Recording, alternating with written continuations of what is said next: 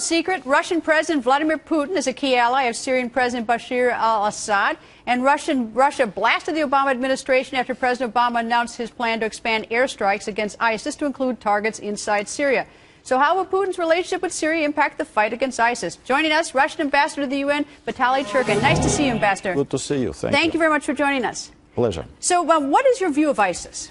They're a horrible terrorist organization, and from the outset, for years, we have been saying that the main threat in the region is terrorism. And when the United States decided to make toppling President Assad as the priority of the policy of the United States, we told them that it was the terrorists we need to worry about.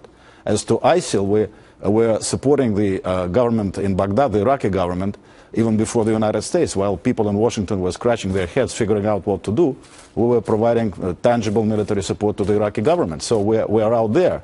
But you're absolutely right. If the United States were to want to build a real international coalition of fighting against terrorism, they will have to respect international law, and they will have to take into account the fact that there is a Syrian government. So if they want to go across the border and bomb the Syrian territory, even if it's ISIL, they have to coordinate it with the Syrian government. It has a political significance for a real international coalition, and it has a practical significance, because short of that, we fear that it may degenerate into a chaotic situation. And in fact, there are other terrorist organizations other than ISIL in Syria, like this Jabhat al-Nusra and some others. So they may take over the territory, which may be vacated by ISIL after American strike. So it is something which really needs a lot of coordination, which we are concerned is not there in the President of the United States thinking. Okay, in light of where we are, what do we do? If we're both joined against ISIS, how do we get rid of them?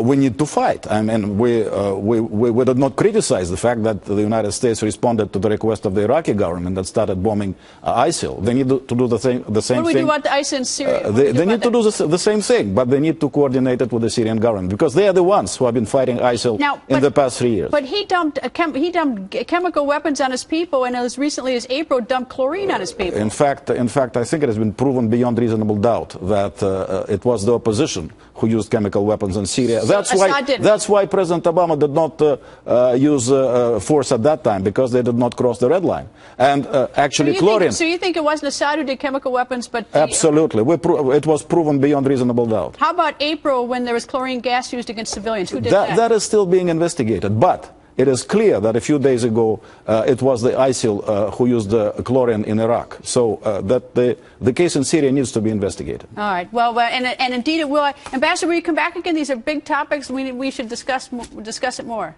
Okay. You'll come back? I don't know. It's a very short interview, so maybe I will. Maybe you will. Maybe you won't. Maybe I will. Maybe I won't.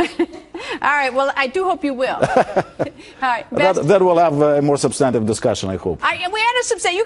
You told me. I was curious. Okay. All right. We'll see. All right, Ambassador. Thank you, sir. Thank you very much.